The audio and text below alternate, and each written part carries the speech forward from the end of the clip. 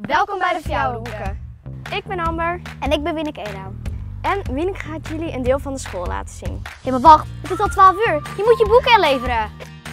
Zoals Amber al zei, zal ik jullie een stukje van de school laten zien. Kom maar mee.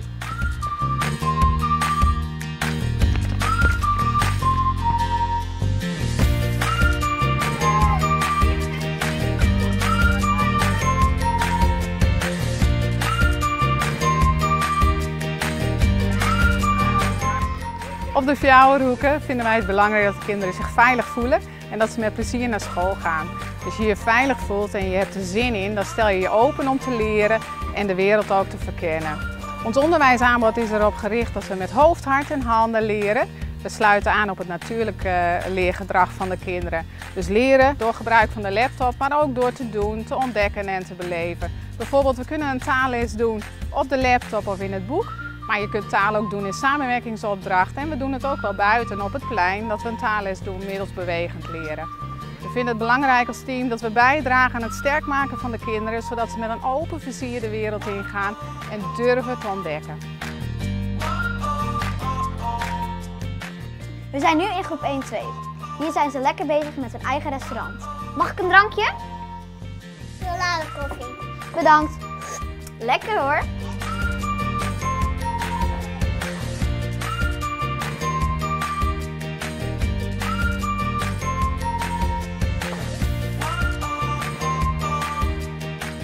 Dit is groep 3 en hier leren ze lezen door te bewegen. Ik.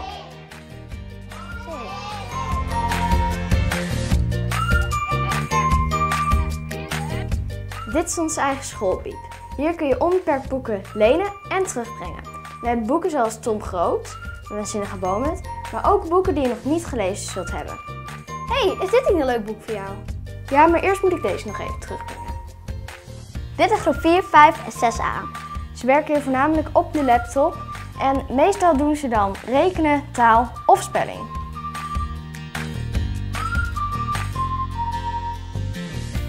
We zijn hier in onze eigen groep 6b, 7 en 8. En hier worden we voorbereid voor het voortgezet onderwijs.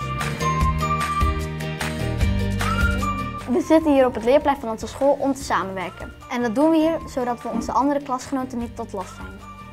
Dat was de rondleiding door onze school. We hopen dat je het leuk vond. Doei!